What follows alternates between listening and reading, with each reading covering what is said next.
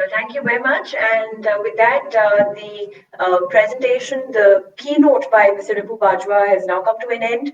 And we thank you for your presentation and move on to our next segment for all of our audiences. Now, this is a very special interaction on prepping a robust cybersecurity talent pipeline. And for this very special interaction, we have amongst us this afternoon, first of all, Ms. Rama Vedashri, who is CEO of DSCI. May I invite her on stage now?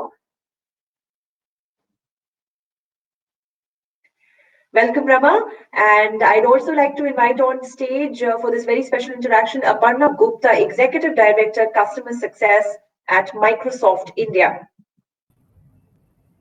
Welcome, Aparna. And without wasting any time, let me hand it over to you, Rama, to take this interaction forward.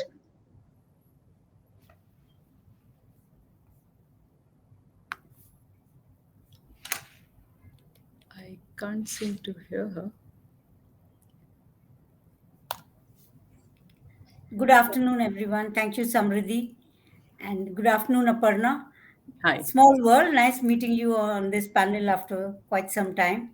Yep. Interestingly, I've engaged with her during my NASCOM stint. She was actively engaged with the northern chapter of the northern region of the IT industry. And she was also, incidentally, my neighbor in the same tower in my condominium for some time. Nice meeting you, Aparna, and interesting that you've taken on a new role as an exec director for customer success in Microsoft. So nice talking to you. So, it would be a free-flowing discussion. The overall theme would be on, how do we really build the talent pipeline for in cybersecurity and privacy, given the digitization roadmap that enterprises are chasing now, particularly post the COVID, and what is it that we need to do so that we can help customers with their digital transformation journey, cloud migration, and not only the talent pipeline, but when they look at migrating applications to the cloud, what needs to be done. And another theme that's been very close to DSCI and in our partnership with Microsoft in the Cyber Siksha program on how do we create the talent pipeline for women workforce entering cybersecurity, particularly at a fresher level, joining from engineering colleges. How can more women be, incentivized or evangelized to be joining cybersecurity, career, taking up cybersecurity career options? So, Aparna, particularly with your role as Director Customer Success, I believe you would be working with your teams across all verticals, whether large enterprises, small, banking, IT, so many sectors, right? And you must have been in the midst of your large customers and enterprises, really charting out a very comprehensive cloud adoption strategy, several other, whether it's the collaboration tools, right, or what the kind of workloads that are getting migrated to the cloud, particularly public cloud adoption. What is it that you hear when you engage with customers, and what should we as industry ecosystem, whether it is tech companies like yourself or all the startups, services companies who are all participating in this annual information security summit? So what are you hearing, and what do you think are some imperatives for our industry? So I think first up, it's no longer an afterthought, but a very integral part of our customers' digital engagements. And I think even during COVID, as Satya talked about how the transformation just got accelerated, n years in n months kind of a thing. Security has completely been front and center in pretty much every industry and every customer that we have worked with. And I think it makes sense because even if you look back at some of the attacks or the vulnerabilities that we have seen, as the digital estate has grown, so has the attack surface, right? So we are seeing, very ingenuine kind of, ways that people are finding these weak links, and attackers are pivoting on anything from, identity, endpoint, IoT, like IoT devices, email, and then of course cloud, right? So there is this whole expanse and ever growing space or landscape that we need to take a look at holistically and find a way to protect it. Even if I mean, just a quick data point, if I look at even Microsoft platform as such, we look at 8 trillion signals per day, right? And it's just humanly impossible to respond to something like that. And so the need to have a very sophisticated AI ML based way to analyze these events and detect the suspicious ones, potentially even eliminate the relatively low risk ones or remediate them, so that the cybersecurity experts or our security experts can actually focus on the ones that are most critical and the ones that need attention. So I think that journey we are seeing both internally and with our customers, which is what you were asking. Now, if I switch gears to customers, again, absolutely. So some of our top e-commerce customers, for example, right now, and we've had very deep engagements with them. But even as we speak, we are going through an assessment, like a well-architected, security framework, like just security scores, just to know the vulnerabilities and for them to be able to plan ahead. Another maybe specific example I'll give you, because it is top of my mind as we work with some of our FSI customers, right? That FSI is going through a huge transformation in terms of modernization, whether it's data estate or their infra. And I mean, you'll be surprised that whether I'm talking data platform or I'm talking dynamics, security actually takes the longest time, due diligence, and engagement with their security groups, where the conversation also does not range. I mean, does not limit to a part of security. It ranges from definitely all up, but also like security controls or questions that the customer has in terms of, okay, if you have this PaaS service, what is a down to the what is the security at that PaaS service? How will this service interact with the other? What is my data exfiltration? Like, what am I going to be exposed to? So this is right here and now, and there's a lot of learning plus enablement that we are having to pull in some of our best of like product teams from Redmond to make sure that our customers are comfortable.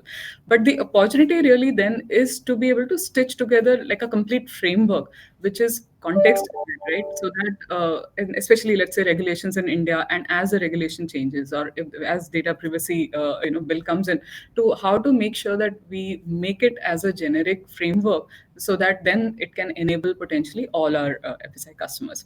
To answer the last part of your question in terms of the imperatives of how we should look at it, I will share maybe at least the philosophy that we are approaching, and hence, I mean,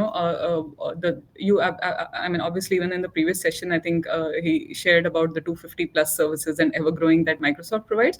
But I think the ask and the need is to simplify the complex, actually.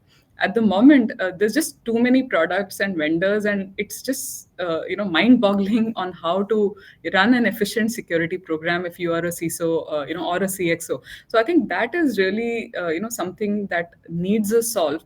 And hence our approach is actually to lead with that zero trust kind of a mindset, and a holistic approach of how do you detect and assess, how do you respond and recover. And that is really the vision where we are trying to go with our MS Defender platform.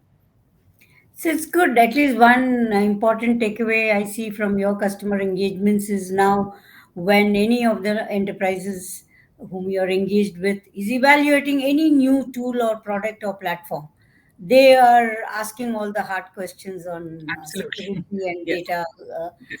protection, and maybe now increasingly even on the privacy, protection measures. Am I right?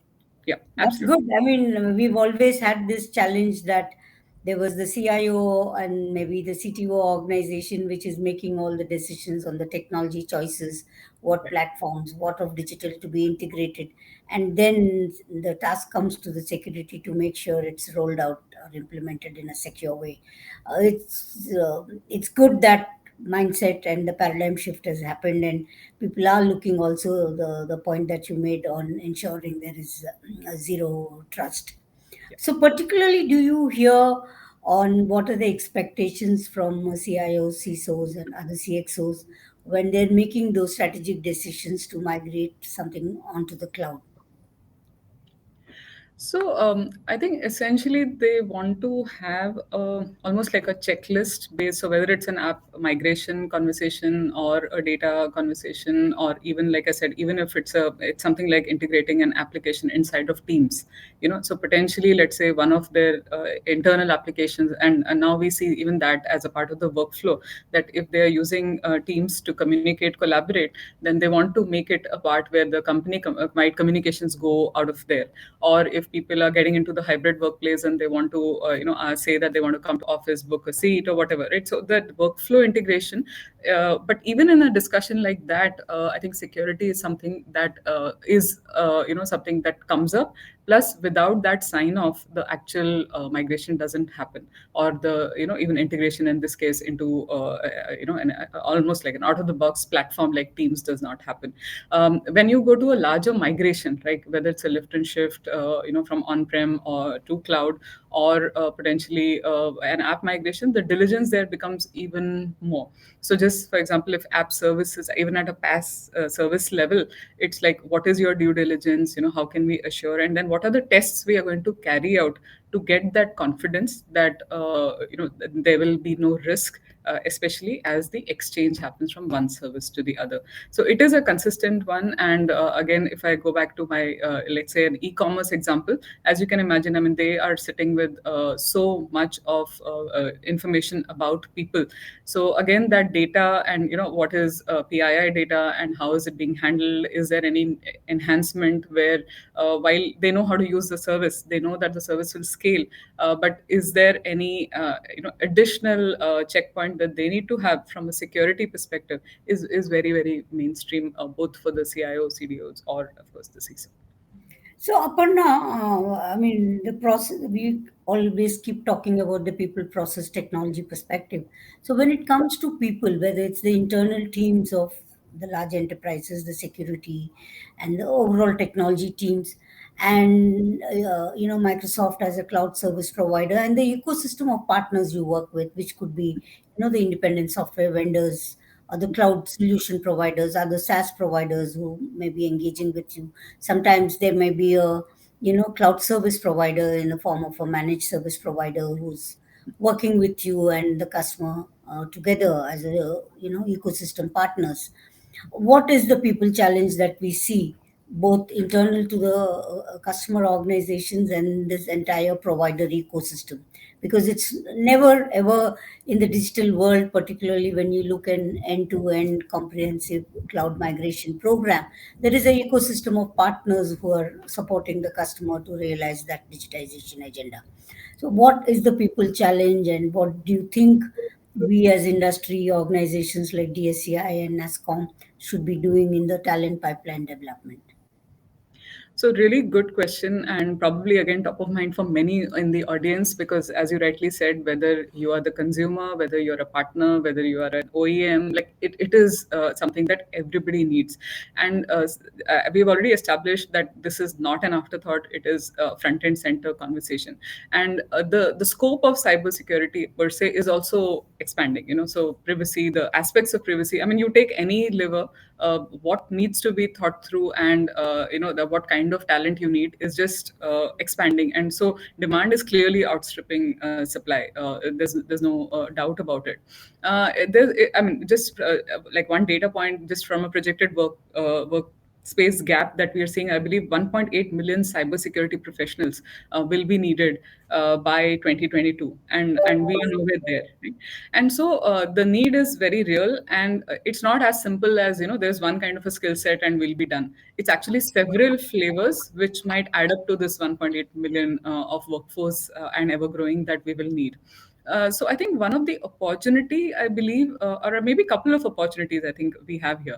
I think one, we absolutely need to start at the grassroots levels, right? So our educational institutes, are they already like 3 steps ahead? Because only when they will be ahead will we create that pipeline at a college and a graduate or a start level in our educational institutes. So are they catching up, or are they already there? So what is the penetration of cybersecurity as a course, as a specialization, or even flavors of it at all levels, whether it's undergrad, postgrad, PhD, certifications. I think that's probably where we need to address it just from a root of the problem perspective, because we have to create a sustaining pipeline, right? So we have to start, and we have to start early, I believe, to really prepare ourselves for it.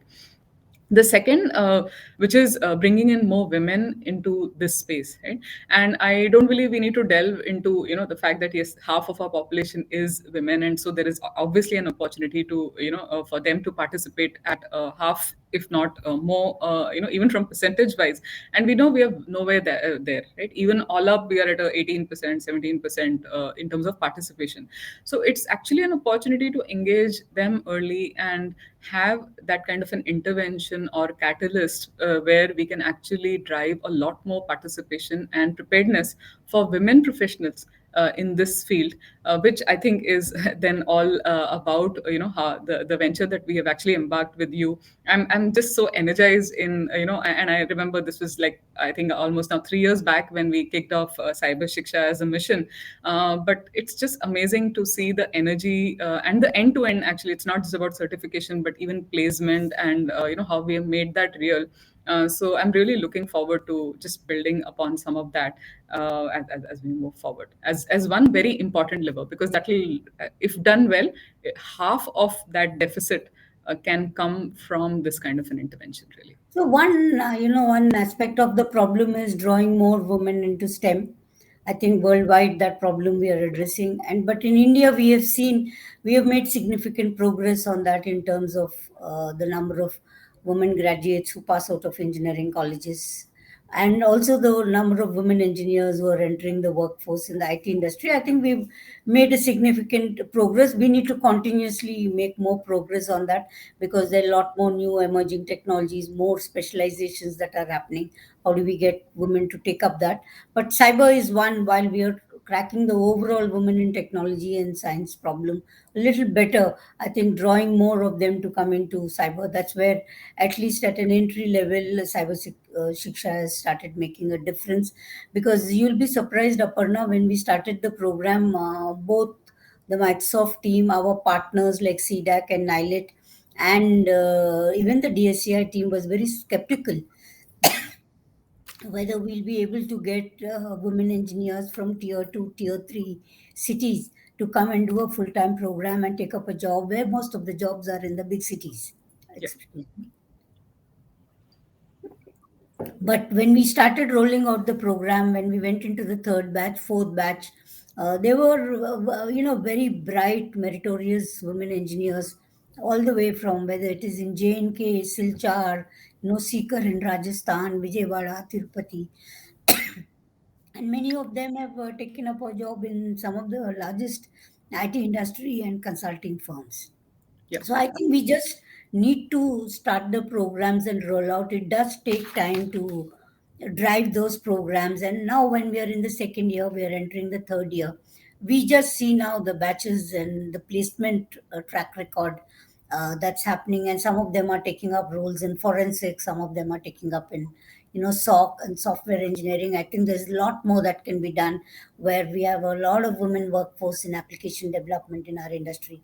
How can we get them into cybersecurity product development space, or secure coding, secure application development, and particularly when legacy solutions are being retired and being developed or rebuilt for the cloud. I think there's a lot that needs to be done. So overall, you were, I'm sure, had a great career track journey. Any experiences from your end over the last few years, 15 plus years, as you built your profession and career and growth map? What has, kept you going, and how have you inspired more women, young professionals to join your teams or engage with you? Any specific,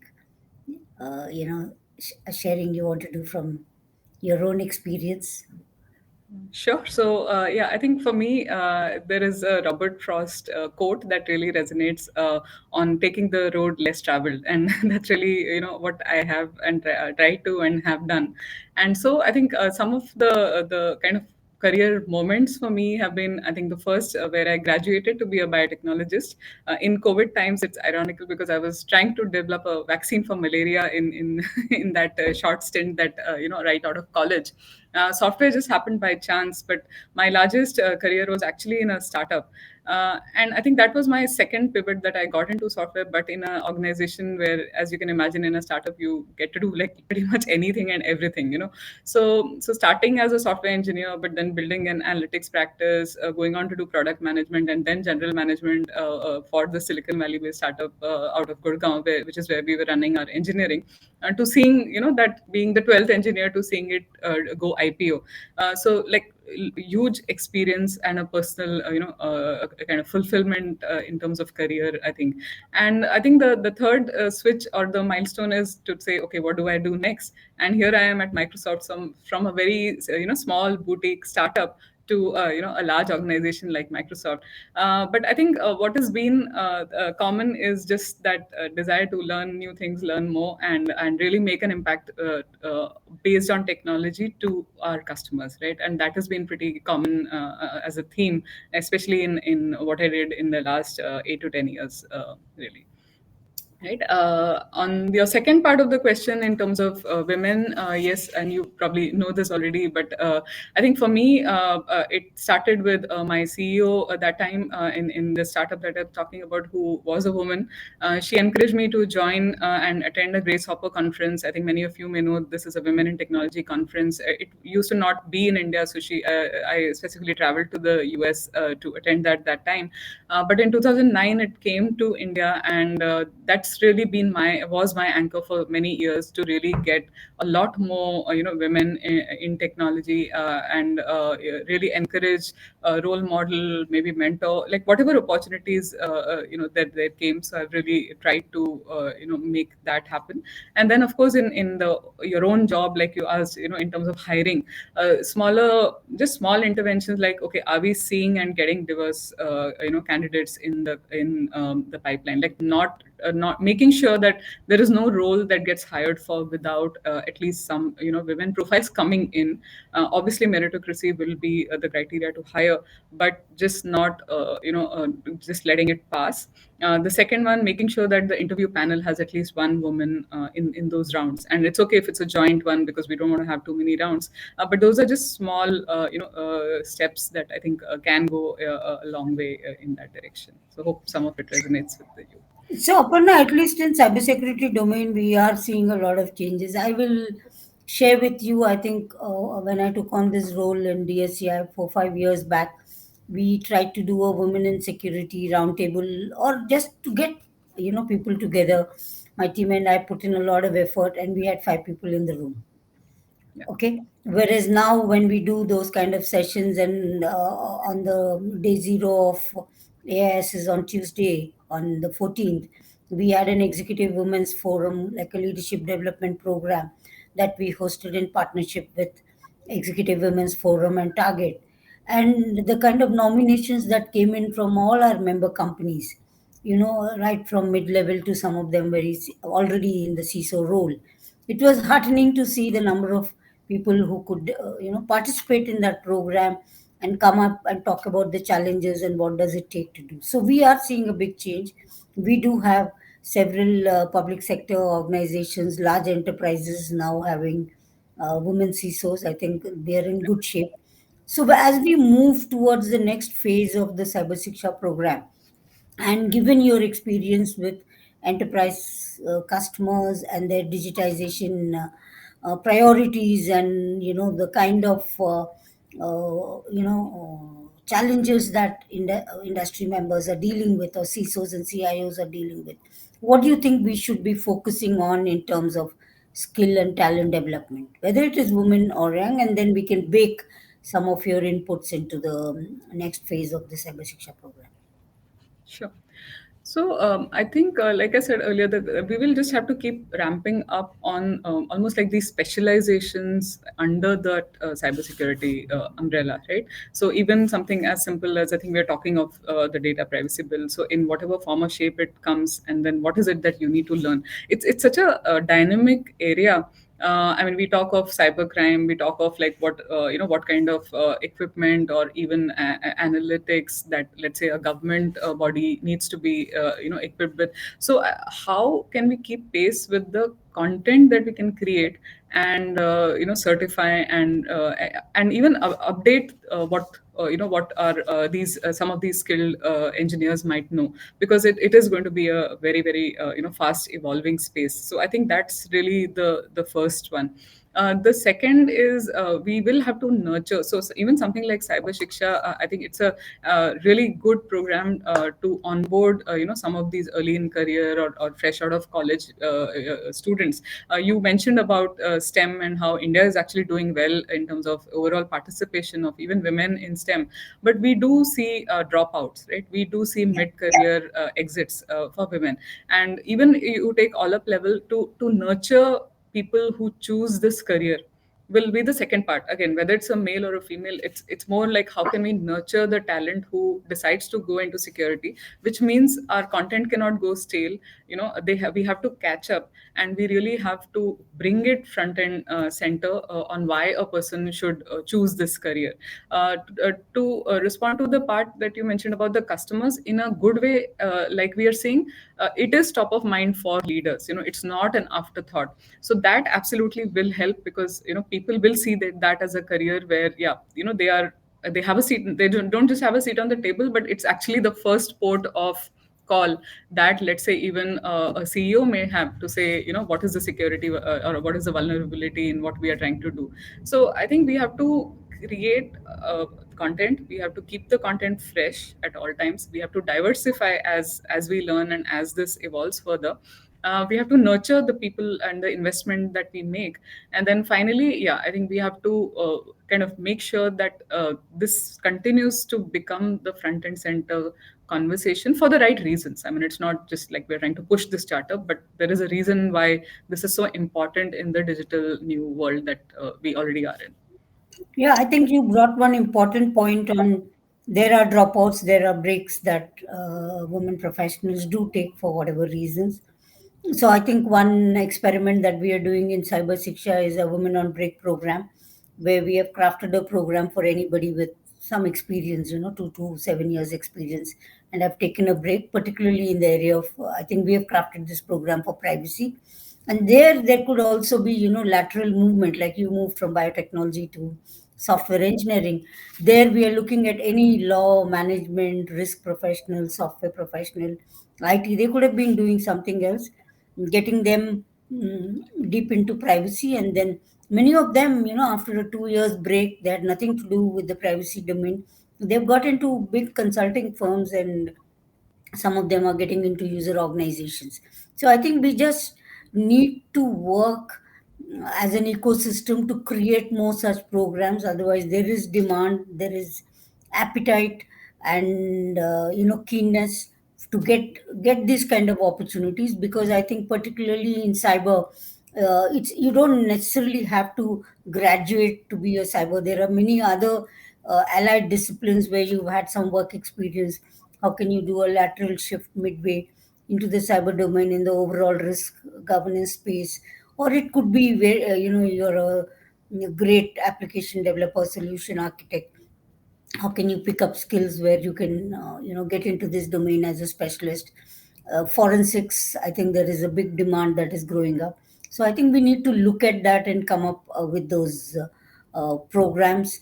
And it's not just solving the problem at entry level is, I think, one of the immediate priority, because the maximum hiring is still happening at that in the industry. But how do we create these specialization tracks?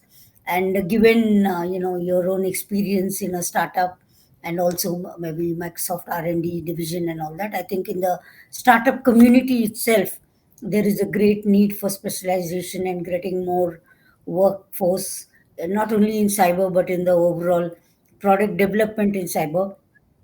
We've noticed, we are just publishing a report today. The startup security product ecosystem is 265 companies strong, and their workforce is also growing, right? It is the kind of workforce demand, which is very niche, specialization in product development, research, R&D. AI and ML skill sets is something that they're looking, because most products are architected around AI ML. So there's a lot that needs to be done, and hope folks like you can inspire more women professionals to come into to the tech domain and into the security and to the privacy domain, and also in customer facing leadership roles. That's another area we see as we move up the career ladder. We see lesser women taking on roles who are engaging with customers, driving projects or driving large digitization programs and helping customers, realize whatever vision they have. So, any closing comments from you, Aparna? Yeah, no, first I want to applaud you for the Women on Break program. I hear really good things about even, the early days, but yeah, the traction that we are getting. And like you said, we have been able to place some of them into some of the top advisories. Maybe my last comment would be for the audience, actually, the call out to say that there's so much need and there's so much opportunity for us to engage. So I almost see Cyber Shiksha as a pilot program in some ways, right? Because the good thing about it is we have seen it end to end, right? So we have actually trained these people. We have trained them not just on the technical content, but also the confidence part, the soft skills part, right? And we've had this whole plays end to end in terms of placements into organizations. Many of you, I'm sure, are also on as a part of the audience who have placed them. But it's now a running pilot which can be taken to scale, where each of us can have a role in absorbing these women, or taking it to a very different level. So that's really maybe my request to all of us as we think about it. And I mean, women, like I said, is one pivot, but it's also the all up, skills that we have to match to the increasing needs. And I'm sure the content will be reusable. So really look forward to, that active partnership in the industry. Thank you so much, Aparna. It was wonderful conversing with you and having a chat and catching up with you after almost 4-5 years. Yes, thank you. Thank you so much. Thank you. Okay, bye-bye. Thank you. Well, that was Ms. Rama Vedashree, CEO, DSCI, in conversation with Aparna Gupta, Executive Director, Customer Success at Microsoft India, both in a very special interaction on prepping a robust cybersecurity talent pipeline. Now, we'll take a quick break for about 15 minutes for lunch. You can just quickly grab your cups of coffee and refreshment. And for our audiences, we are going to resume in the auditorium at 4:15 at a keynote address by VMware. And we'll have Mr. Gaurav Agarwal talk to us in this keynote address by VMware at 4:15 in the auditorium. Of course, we have other keynotes and sessions in other stages, and you may refer, that is going to start from 2 p.m. onwards, and you can refer to the schedule, which is there is a schedule tab on top of your screens. You can refer to the schedule in other stages and the auditorium. Of course, before I conclude, once again reminding everyone to watch out for the DSCI Excellence Awards. We are going to begin at 6 p.m. So do not go away, stay with us. The DSCI Excellence Awards will begin at 6 p.m. onwards, and also keep tweeting about the event using the hashtag EISS 2021. And once again, 3 top winners who will collect the maximum number of coins or points on the leaderboard get to win cash prizes. So you can also interact on this platform with your peers, and this is you can also visit the exhibition area. You can visit the lobby where there are immense opportunities for networking. We'll see you at 2 p.m. and thank you once again for joining us.